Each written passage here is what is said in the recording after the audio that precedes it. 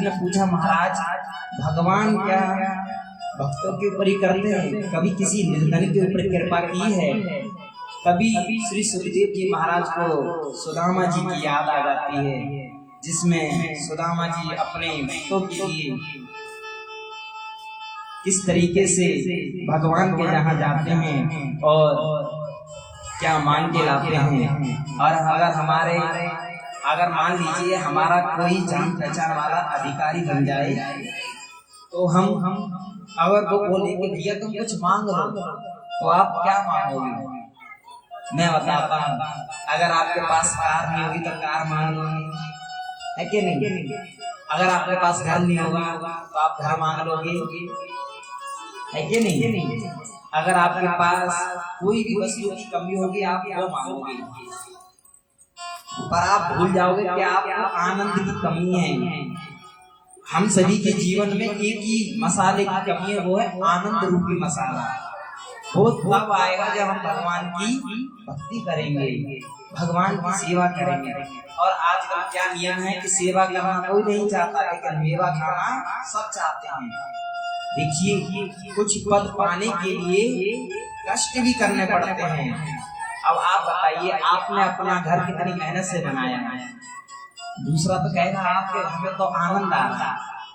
बनाने वाले से पूछो कि उसने किस तरीके से अपना किससे कर्जा लिया है, किससे उसको देना भी है, कैसे उसका घर का राशन पानी चल रहा है कि नहीं?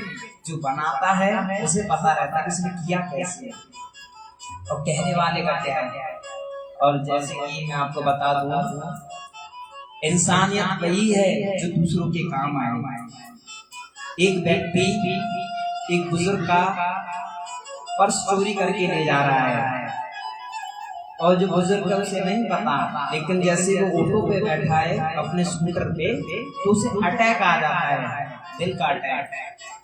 तो एक सामने पुलिस वाला खड़ा होता है, वो देख रहा होता है, और जैसे उस बुजुर्ग को अटैक आता है तो उसे बचाने के लिए वो चोर उनको संभालने के लिए जाता है। तभी पुलिस वाला साथ में खड़ा हो जाता है, लेकिन पुलिस वाला ड्रेस में नहीं है, वो यूनिफॉर्म में नहीं है, वो साधारण कपड़ों में है।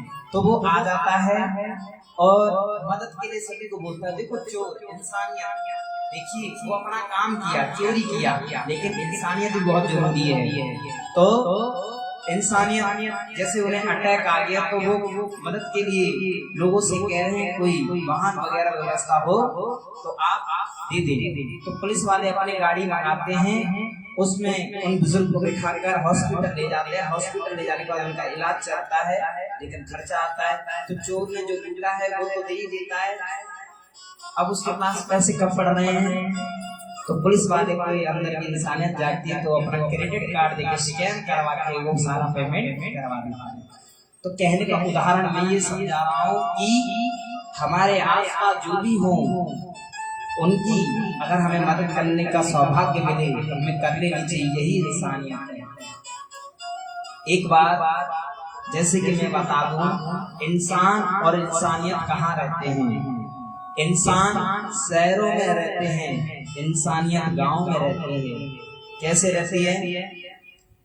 अगर आपके गली मोहल्ले में कोई गुजर जाए, गली मोहल्ले में जैसे पड़ोस की पीछे वाली गली है उसमें कोई गुजर जाए तो आपको उतना फर्क नहीं पड़ेगा, लेकिन गांव में कोई गुजर जाए पूरे गांव को फर्क पड़ता है, क्योंकि उधर इंसानियत है, एक दूसरे को जानते हैं, क्योंकि एक दूसरे के जहाँ आते जाते रहते हैं। लेकिन शहरों में ऐसा नहीं है, शहरों में ऐसा नहीं है, आने जाने का समय ही नहीं है। कैसे नहीं भाई, सुबह उठो, भोजन प्रसादी बनाओ, फिर बच्चों को स्कूल भेजो, फिर घर का काम करते करते 1 बजे तक बच्चों को लेकर आओ, फिर ये करते करते शाम हो जाती, फिर बच्चों को ट्यूशन भेजो, फिर पति देव आ जाता है, फिर भोजन प्रसादी, तो टाइम नहीं है। लेकिन गाँव में ऐसा नहीं है। गांव में सुबह 4 बजे उठते हैं लोग और अपने जो पशु होते हैं उनकी सेवा में सुबह उठकर खेतों में जाते हैं, जो उन्हें चारा चाहिए वो चारा ला के देते हैं, फिर उनका दूध निकाल के चाय पीते हैं, फिर अन्य जो उनके काम हैं। कभी कभी गांव में लोग जैसे दोपहर में 4 बजे करीब आते हैं, कोई गांव में हमने देखा है, इसलिए बता रहे हैं आपको। और शहरों में इंसान बसे हुए, कैसे बसे हुए? जैसे मैंने आपको बताया कि टाइम नहीं है, तो कहने का मतलब ये है कि हमारे अंदर इंसानियत भी होनी चाहिए और हम सभी के लिए दया करनी चाहिए, दया भाव होना चाहिए। भगवान जो करुणा के सागर हैं, आप सभी कहते हैं ना कि भगवान